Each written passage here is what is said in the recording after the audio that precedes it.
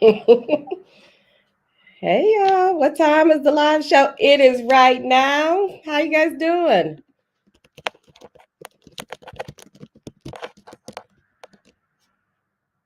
Hey, Daily Dose of Finance, how you doing? Can you guys hear me? Hold on, I'm trying to follow on.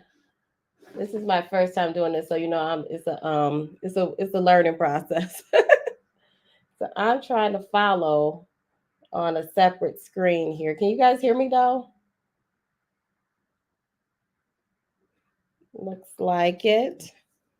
Good. All right. Glad that you're here with me. We got a couple folks on here. I'm excited to be here. I am really excited. I was nervous yesterday about this. Like yesterday, I was like, I don't know about this. What have I signed up for? But today, I was getting ready, and I was like, "Hey, Ronald Flores from Alignable. Hey, Ronald, how you doing? Thanks for joining.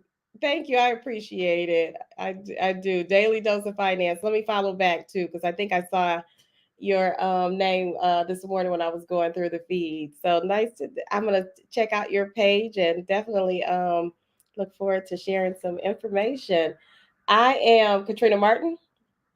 I'm known as Katrina the Advisor. I am an enrolled agent, have been in the tax and accounting industry for a long, long, long time, back well over 20 years. And what makes me a little different than most accountants is I come from a world of advertising. So I have a marketing background and an accounting background, right? So those are like two juxtapositions, right? One is a people person, one isn't. But nonetheless, I absolutely love finance, love all things business, and ultimately lifestyle because they all go hand in hand.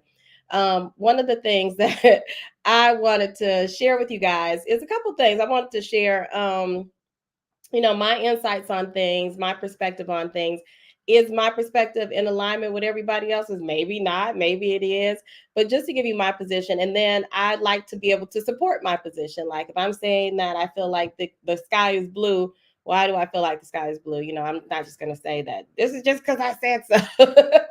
But I wanted to talk today about, I wanted to make sure that not only am I talking about finance and business, but I don't like boring stuff either. So I do want to talk about those things, but I want to mix them into actual real life stories and things that are happening. So today, I wanted to highlight Terrence Howard, right? He's the latest celebrity in the news with some tax troubles. So I'm going to share my screen if I can. Let me see. You guys know I am new at this. So hold on. I'm going to see if I can share this. Just a second. If I can't share it, I'm going to read it, right? I don't know if you guys can see that. I don't think you can see that. Let me see. I'm going to present just a sec. Share my screen. I'm going to share this article right here. Can you guys see this? Terrence Howard ordered to pay $1 million to the U.S. government and back taxes. What's so crazy about this article, about this story is he doesn't owe them $1 million, right? He only owed them actually $578,000. He ends up owing them $1 million because he failed to reply to a letter that he was served, a judgment that he was before a judgment that he was served. He failed to reply to a legal request, so and didn't show up. So the judge hit him with $1 million in back taxes. So here I'll read it just a little bit. Terrence Howard just got hit with a fat tax bill that he now has to pay back to Uncle Sam after ignoring a federal complaint against him. A judge has just ruled he's got to pay up. The actor was ordered to pay close to $1 million on Friday in a federal tax evasion case out of Pennsylvania that he's been wrapped up in since last year, when the feds came after him for what they claim were hundreds of thousands of dollars in back taxes he owed. Specifically, they were attempting to recoup a huge tab from him in the amount of $578,000, amounting to a huge tax bill that claimed had gone unpaid from five tax returns between 2010 and 2019. Just hadn't taken care of that, right? And now, all of this time later, they finally got a federal judge to throw down the gavel in their favor. The weird thing, it looks like Terrence blew all of this off. He basically said he failed to appear or otherwise defend himself at all in this case because he's somewhat active on social media. He's technically on the hook for $903,114.72.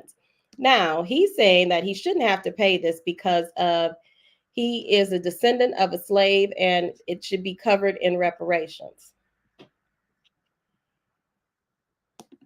I mean, is he wrong? Is he right? What do you guys think? You know, oh, that actor, he's good. Yes. So one of the things that's kind of strange to me is that he, he took the stance on this and said that, basically, let me read what he said because I think it's interesting. Where is it? He said 400 years of forced labor and never receiving any compensation for it. Now that you have the gall to try and persecute and charge taxes to the descendants of a broken people that you are responsible for causing the breakage, he added, in truth, the entire United States should by default become the property of the descendants of slaves. But since you do not have the ability or the courage to do it, let's try this in court. We're going to bring you down. But he is not alone in alleging defaulting on his tax. He is not alone in allegedly defaulting on his taxes. According to the Bradford Tax Institute, about 11.23 million Americans cumulatively owe more than 125 billion dollars in back taxes. But the funny thing with Terrence is, not to say that he doesn't have a real claim, right? I think it's just more so that the approach, like he who shows up to court wins. If you receive a summons, you have to appear. And here's the thing: this approach that he took cost him $422,000. That's what the judge put in penalties on top of the actual tax debt, right? $422,000 for not responding. Well, let's just skip about what the debt is. Let's talk about just the result, right? Not responding to summons. So now he owes $422,000 on top of the $578,000 that he owed originally. So now owes $1 million just for ignoring it.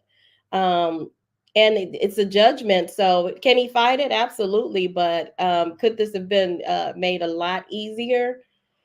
Absolutely. And just think about the fees that you have to pay because now he has to get an attorney to cover this. And a lot there were options that he could have taken just on the debt alone.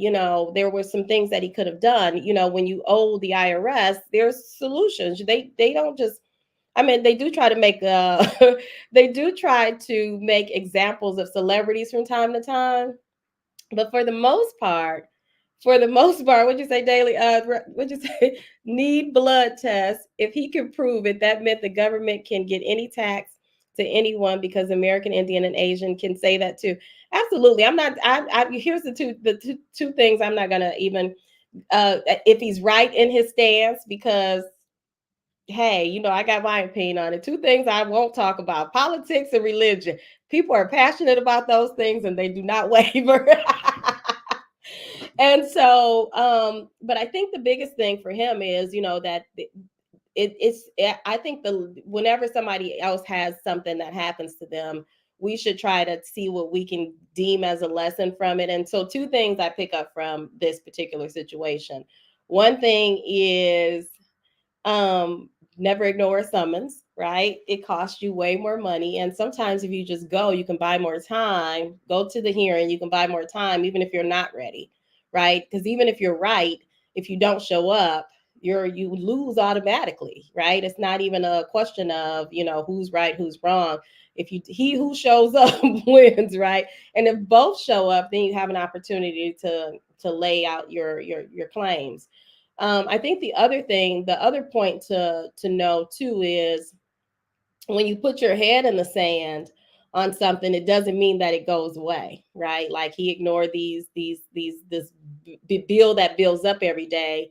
And the one thing that I think I want to express too is, if you owe that, I talk to clients all the time, and they may say, last time I talked to the IRS, I owe them $20,000. Well, the thing about the IRS debt is every day you don't pay it, it goes up, right? There's a daily interest. So what you owe them maybe last year when you checked probably owe something different now, right? It's going up. If there's nothing going towards it, then it's going up. And so just that avoidance piece, right? That gets more people in trouble than anything. I think on a lot of different areas, right? So avoidance gets people in trouble financially, putting stuff off. And I'm a procrastinator by nature. I'm working on it. But avoidance gets people in trouble in a lot of ways. Avoiding dealing with finances, avoiding dealing with health things, like if something's been bothering you for a while, putting it off and going to the doctor. You hate to hear that, once if somebody who maybe have had some health challenges and went in and like, well, we could have did something if you came a week before. So stuff, things like that. So avoidance is a and it's not good in the most sense. You really do have to deal with things, and this was something that he should have dealt with. And if anybody who's is put their head in the sand on this too, definitely come up and deal with it. There are solutions once you deal with it, but just trying to avoid it is where the problem lies. So now he owes $1 million. If he couldn't afford the 578, then you dang sure can't afford the 1 million, right? Are there solutions for him? Absolutely, there's still solutions for him. But now he's made it worse for himself in a lot of ways financially, and then just time, because basically that fee that the judge put on there, that 422,000 that he added on, it was basically, you pissed me off because you didn't take the serious fee, right? Because there's celebrities who have I'm going to show you here. There's some celebrities who have let's see here. Can you guys see this? Here's some more celebrities who've been convicted of tax evasion, right? And basically, this is what Terrence Howard is being convicted of or being charged with, basically tax evasion, evading the taxes, right? And there's celebrities that have done it all the time. Some do jail time, like Wesley Snipes. He ended up doing jail time, I think 3 years, because he owed $7 million. And part of the reason he did time was because he failed to file. It wasn't like he filed and didn't and then avoided paying. He failed to file and just ignored any summons and all of that. Stephen Baldwin, Ja Rule, Daryl Strawberry, Fat Joe, Joe Francis, just everybody. This is just something that impacts a lot of people. We know Teresa and Joe Gudici. I think that's how they say their name. They ended up doing time separately. They let him go for first, and then let her keep the kids, and then she went after, and then he kept the kids, and then they got divorced. Yeah, so that's always tough. But I think the one thing that I like to keep in mind too is, what's tax avoidance versus tax evasion? Tax avoidance, right?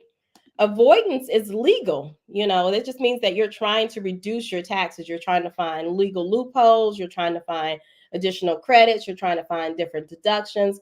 Tax evasion is where you're trying to is illegal. Tax evasion is where you're deliberately failing to report, or you're doing some other thing that's illegal, right? So tax evasion is illegal. Tax avoidance is legal for the most part, right? Avoidance means you're just trying to avoid paying too much, right? Evasion means you're trying to evade the system. You're trying to get around it. And so that's where the difference is. So you can avoid taxes, but you can't evade them. Okay. And then that's the same thing. I just apply it to, I really think that you can apply it to life. If you avoid something, it's one thing. If you evade it, you're going to have to deal with it. You can't just, walk around it and act like it's not a pink elephant in the room. And I think even if we go to the fact that, what his claim is it substantial enough, right? And I just think about, I'll tell you about a time I was in the Air Force many moons ago, and I'll never forget, I was stationed in Anchorage, Alaska, and it was summer. It does get summer. It's a very short window, but it does. The summertime does happen. And so this particular day, everybody's hanging outside. I'm in the dorm. I'm 19, 18 years old. And so we're hanging out in the dorm. So a couple of people, laying out, the sun's out. So a couple of people laid out, fell asleep, right? Because it's summertime in Alaska, so it doesn't really get dark. So you can stay out there all night. It's not really night, right? And so laid out, got some sun, and one of the guys, I'll never forget, I worked with him at the hospital. We worked at Elmendorf Air Force Base. We worked at the hospital. And God, I can see his face. I just can't remember his name. And we ended up he laid out the next day. I guess he couldn't go to work because he got sunburned. And so we worked at the hospital. So of course you can't in the military, and you military folks know, you cannot call in to work. You have to have a medical note to say that you can't work. So you have to go into the hospital and to the urgent care. I don't know how it is now. This was many moons ago, but I'm pretty sure it's quite the same, probably the same. And so, hey there. And so one of the things that I remember, so he went to I can't remember what you call it, but he went to service call to get an excuse of why he couldn't attend work. So basically, they gave him a note saying that he had sunburn, he couldn't put his uniform on, his back was burnt too bad, and so he wouldn't be able to go to work. Do you know, after the fact, hey Anna, after the fact, they wrote him up. He got a write up for damage. Check this out: damage to government property. I kid you not. I kid you not. I was 19, I think, at the time, but I was mortified, and I was like, "We're government property," and you, as a, we were, we had signed on the dotted line, so we were. Good to see you, create content. Hey, you, thank you. And so, it was so weird to me that we could deem a human government property. So I I mean, don't get me wrong. I know the system that we come from. Believe me, my history. I've done some DNA research, so I am fully aware of the historical references that I'm taking. Man, it is crazy though. But I'm saying that to say that even in this day and age, that if that's still and that's still a thing, knowing that that's the perspective that and the laws that the government has, we already know what they're gonna take say about what his Terrence Howard's claim is. Like it sounds great, but uh, people are they have people listed as government property who are fighting for the country, so that will tell you something.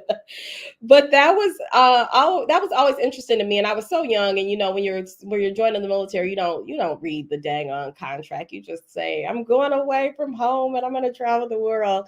And I did get to see some great things and meet some great people who I'm still friends with to this day. So it was a blessing experience. I hated it at the time, don't get me wrong, but absolutely glad that I did it and learned so much and became. I think it shaped a lot of the things that I do today that are good, right?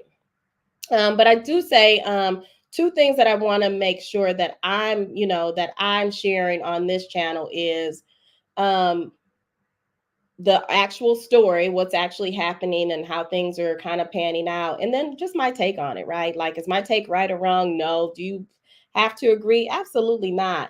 But I'd love to hear your take on it too, because that's how we learn and grow. We have to get I think that you really do need to hear a different perspective on things. Our approach on things, we think we're always right, right? And the older you get, you realize how wrong you've been. So wisdom setting in means, hey, hear everybody out, because just because you think that it's right doesn't mean that it's necessarily right for everybody, right?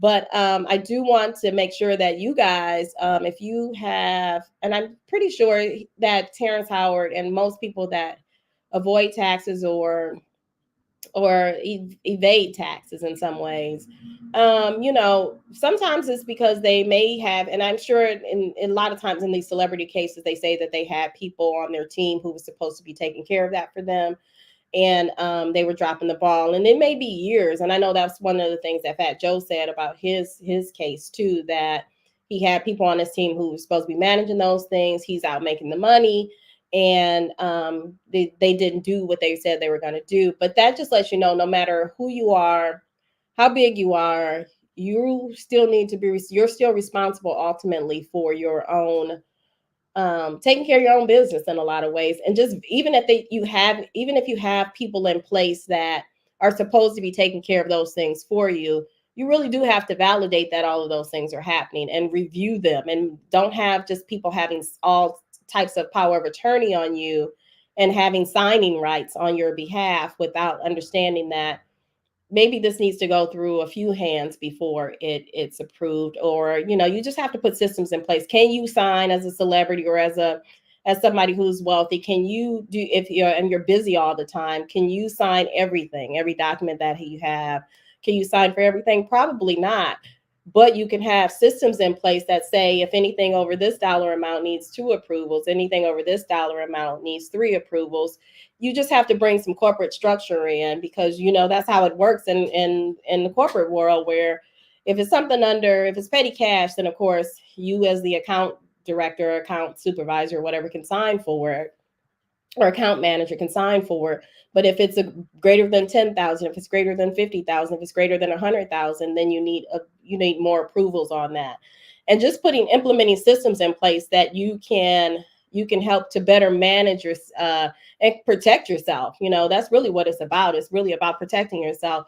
If you are so removed from the day-to-day operations, then you got to have some things in place that still keeps you, top of mind. If something's greater than $50,000, you probably want to see what it is, right?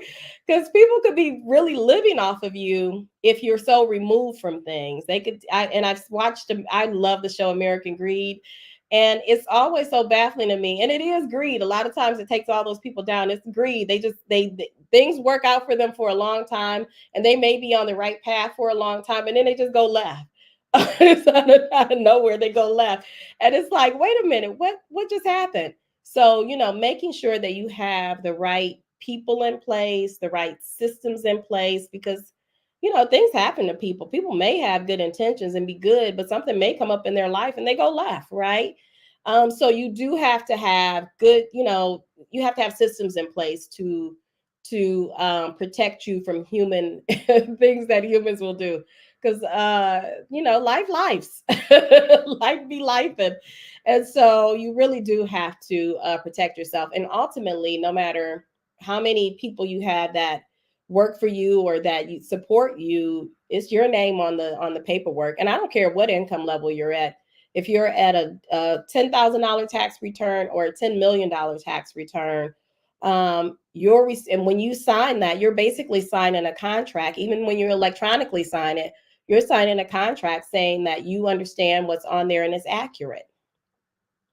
And even when I hear all the time, because I do representation for clients, and the one thing that I hear all the time, and one thing the IRS hears all the time, and other accountants here, is I don't know what they put on my return. I don't know. I just signed it. And it's like, you don't have to be able to read the return, but you got to be sure that all the income that you had is on there. All your dependents that you have that you legally can claim are on there. That what you see on there, the things that you see on there that you know to be true, are accurate, right? Your name, your address, your dependents, your income. If any of those things look off, then you need to say, hey, question, flag up, right? I got some questions here. So being really mindful about that, because ultimately, whether you know what the formula is that calculated to the tax liability or to the tax refund, right? Even though you might not know what the formula is, you should still be able to know, this is how much I made this year. So that's the number that should be represented. This is the number of dependents I had. So this is these are them, and this should be on here. And then if you know that things just look off or something, or even if you just have a question about something, you need to speak up before you sign off on it. Because even when you if you do get audited or anything like that, the IRS will still listen to you. And even if you're saying you didn't know what was on there, you still signed off and you're over 18. So you confirm that it was accurate. So basically, you're still on the hook for it, right? You're still on the hook for it. It doesn't, even if somebody else gets penalized for it, you're still on the hook for it. So ultimately, you want to make sure that that stuff is accurate because it still circles back to you. Even and sometimes, don't get me wrong, we're all humans, right? So sometimes you may think that it's right and it may be off by a little bit of this or that, and then that those things can be rectified. But when you see that there is a continuous thing, and that's the biggest thing that shows that something's being evaded, right? It's not a one-time thing. It's a continuous effort to do that. So you'll notice that most of the celebrities that have been made an example of, because I really believe that the IRS chooses celebrities from time to time to make examples, because of course they're going to make the news, and then it's going to show other people like, oh, I better pay them because they're locking people up, they're locking celebrities up, right? And so understanding that, it just make sure that it's a continuous evading, right? It's not like you had an error one year and then the next year you did right, and the year before that everything was right. It's actually evading it, like not filing for years, right? Or filing fraudulently for years, or filing and then not paying for years, and then it builds up. So just evading the system, like you're trying to act like it doesn't exist, or you're trying to go around it, right? So just understanding that, I think that, for most part, I think people are good with things. I think people take care of their business. And if you haven't, there's nothing wrong with that. Definitely, you can get back on track. There's so many programs to get on track. A couple of them Terrence Howard could have used. He could have said, hey, can I get an installment agreement? Hey, I can't pay all of that right now, but can I get an installment agreement? And the IRS would have set him up with an installment agreement. Or he could have did an offer and compromise and say, hey, I want to pay you. I can't pay you that much. I'm not making that much money right now.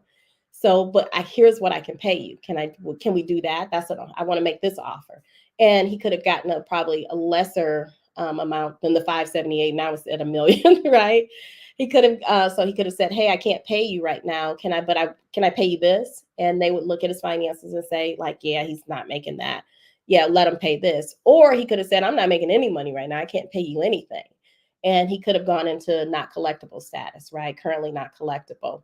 And then he could have also asked for some those, because a lot of the fees, basically that additional $422,000 is penalties, right? And he can also ask for penalty abatement. So, but those are things that you're going to have to do legally. We can have an opinion about how we want things to be or our stance on things, but we live in this, we live here where if it's not, we're living in a society that operates off of laws. And don't get me wrong, don't get me started on it. But so you do have to, he's beating his head into a wall trying to state his case. And don't get me wrong, we do have to have people that say, no, I don't like this, and to bring about change. But at the same time, you know, it's a costly, it's a costly claim. So, and it's one that could go away really, really easily. So if you or someone is dealing with something similar, not to this extent, or if maybe it could be at this extent, but if you or someone is dealing with some tax liability or needing to catch up or things like that, hit me up. My link's in the bio, in the description. Just and I'd love to chat with you. And I wanted to find out, with you guys, if you had any questions and stuff. So I'm going to be doing this weekly. And I want to hear topics that you want to talk about and things that you want to know more about. Um, I do want to add a tax tip at the end of each of these lives. And my one tip for this particular time, so we do have some deadlines looming. And it's crazy. I'm gonna sidebar, right? So it's crazy because I said that I wanted to start going live last year. It was actually on my goals. I do a yearly goals at the end of the year for the business. So life goals, business goals, right? So at the end of the year, I said I wanted to do more speaking engagements, and then I wanted to, start speaking out and building this channel with you guys, the community, right? And so it's funny. So I started listening to JD the Pocket Watcher back in December. Hey JD, don't know you, but I follow your channel. I don't know how I ended up on it. And so I started following his channel back. Oh yeah, why you? I will tell that, Ronald. and started watching his channel, and then somehow that led to Lead Attorney's channel. And Lead Attorney, he had an offer about he had a course, and I'm a course junkie, so I bought the course. I'm halfway through it. I'm going to finish it, but it's so amazing. And I was like, well, I'll hold off to actually go live, start going live. And then something just said to me one day recently, and it was like, no, do it now, because I mean, this is when people need the information. Right now is tax season. People need the info. And I'm like, oh, this is the wrong time, because we're on deadline. So, right. So partnership and S Corp returns, tax returns are due next Friday, March 15th. And then, next month, April 15th, corporate returns and individual tax returns are due. But nonetheless, I'm happy to sit here and chat with you guys. So Ronald said, share a short story about your journey and why you became an EA. Absolutely. So I actually started in the tax and accounting industry by accident, right? I actually started, I was newly divorced, two small kids, and was working a job, wasn't making hardly any money, and I needed a second stream of income, right? So I took a class at H&R Block. This was back in 2001, 2002. In the early 2000s, and took a class with H&R Block. I was so excited about it. And here's the thing, I was struggling financially so bad that I think the class was maybe like $110. I had to work up on that. I did. I mean, like real life. And so I paid for the H&R Block class and took the class. I think it was a 10-week class. It was every weekend or something like that. Every Friday, Saturday, Sunday for 10, I think for 8 to 10 weeks or something. So I took the class, passed it. They made me an offer to work with them. So I worked with them for a year and a half. I worked 2 seasons with them. And then felt away. Like it was like, I felt like it was like highway robbery. Back then they were doing a lot of these like predatory type loans. They were called rapid refund loans and that sort of thing. And the fees on those things were like the two, three, four, $500. Like it was ridiculous. And it just seemed like a ripoff, right? So I was like, I'm not doing this. And so I stopped that second year, midway through the year, I stopped. And back home, like working my regular 9 to 5. And my family and friends were calling, like, you still doing taxes? And I was like, well, no, I'm not there anymore, but I can do them. And so I started doing them from home just for friends and family. And that happened for years, like 10 years. And then over the years, I just kept educating and taking, I finished up my bachelor's degree, and I finished up my master's degree, and of course, progressed through my advertising role career. But this was always something in the background that was happening too. And so I, one year I just decided, I think in 2014, I was like, I'm not going to do it this way anymore. I think I'm going to go ahead and open up a actual office space and train people and hire people. At this point, I think I had been in maybe almost 15 years at that point. And so opened my office up, started training and teaching other preparers, and just steady educating. I'm a stickler for learning. So every quarter I'm at a conference, or I'm constantly doing continuing education. So opened the firm up, and then just started growing over the years. And then as time, I kept saying the funny thing is, I kept saying that I was going to, I'm like, I'm going to retire from my job. Because I had, the funny thing is that both careers were growing at the same time, growing pretty well, right? And then COVID happened, and they kind of bumped heads a little bit, right? So people started really, really needing accounting services more so than seasonally, and then more so than just consultations here and there. It was like, no, people wanted to know about loans. People wanted to know if they were gonna, how they were gonna, there were questions. And the funny thing was, is that we became accountants. We became uh, uh, unemployment experts. We became SBA experts. We became PPP experts because people had questions and they needed to figure out where to go. We didn't have the answers either. We were researching, but that's the one thing about this field that you have to be good at is research because um, this stuff changes every day, right? And there's constantly laws that are changing, and the impacts. It's a trickle down effect, and so you constantly have to stay. If somebody's out of this business for 6 months, they have to reimmerse themselves, right? And so backing up over the so I wanted to I was practicing for my EA for probably about 7 or 8 years. Hadn't taken the test, right? Just kept buying the course. Like, let me buy the course, let me get the training.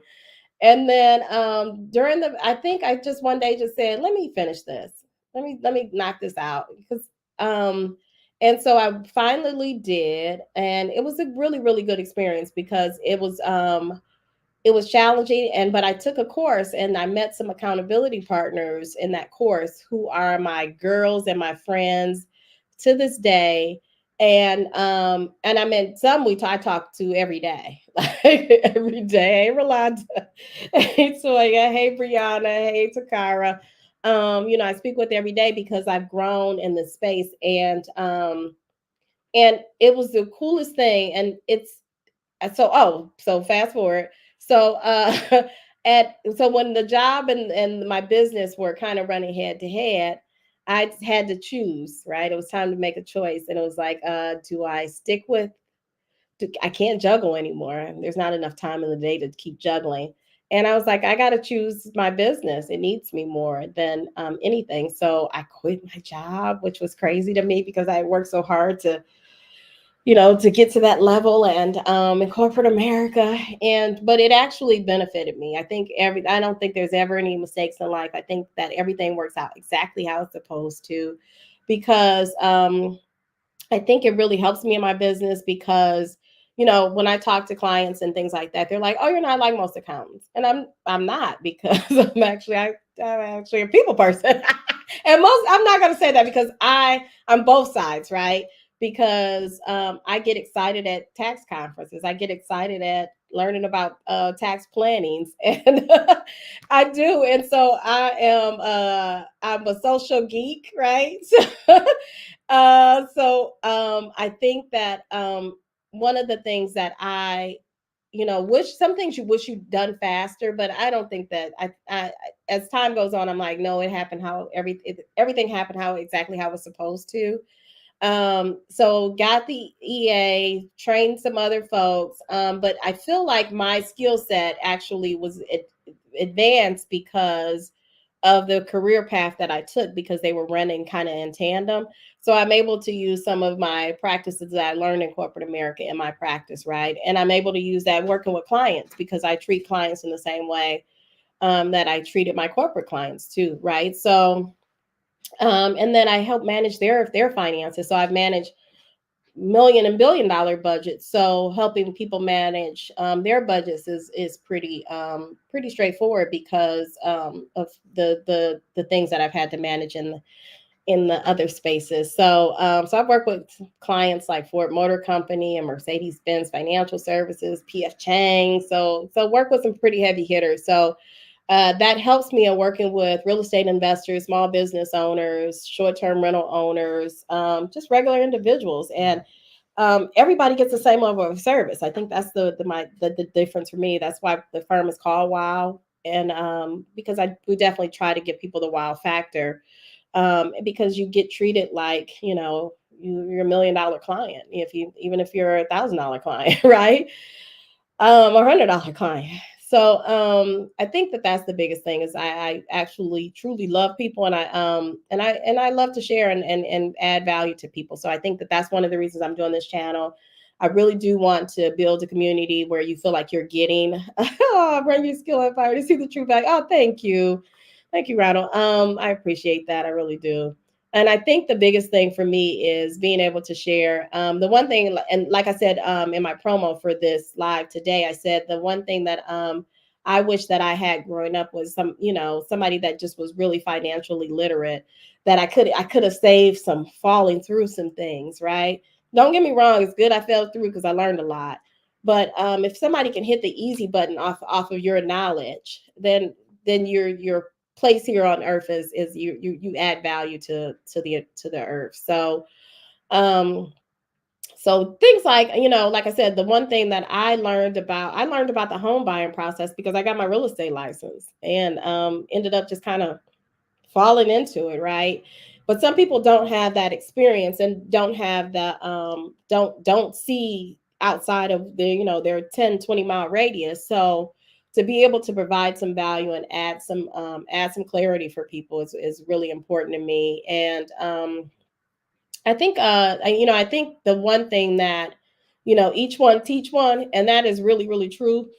And I want to learn from you guys too. I don't want to just sit here and preach like I know it all, because I do not, honey. I do know this accounting thing. I do know how to manage money, but I definitely want to hear what you guys' thoughts are and learn from you, and come back here and do this again next week. And if you guys, the one thing I do want to say too is message me. Feel free to let me know anything, that topics that you want to talk about, or anything, any insights that you want to share, or just anything that you feel like that could benefit the community. And the reason I say that is because how many times have you gone back to how many times do you Google something? I think I Googled the other day. I was trying to, what was it? I was trying to crop a picture to a certain size, and I couldn't, for YouTube, and I couldn't figure out how to do it. So I Googled it, and of course, a YouTube video came up. It was a YouTube video from 7 years ago. So this stuff lives on. So definitely, when I say adding value, I'm talking about value that extends time, right? So I want to make sure that people can come back later and get some tidbits that help them, no matter what year it is. So. But thank you guys for being here with me. I appreciate you. Anybody got any questions or anything? I don't want to act like I'm jumping off of here. This is tea, sweet tea from McDonald's. All right.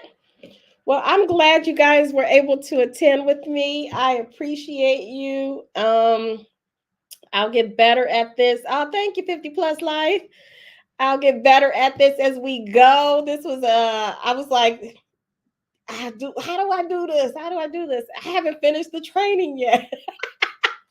I'm like, just push play. Just push play. Figure it out. Just get to talking. I did know I wanted to talk about I did want to share the story about Terrence Howard, because I think that a lot of people, even on, like I said, it doesn't have to be $1 million liability to the IRS. It could be $1,000, but just know that there are solutions. You don't have to. Avoiding it ends up making the bill rack up more. Just put the band-aid on it, and let's let it heal. So again, I'm Katrina Martin. I'm an enrolled agent. I am your advisor, and I am excited to be here with you. And I will be back with you next week. You guys have an amazing, amazing day and an amazing weekend. See you next time. Bye bye.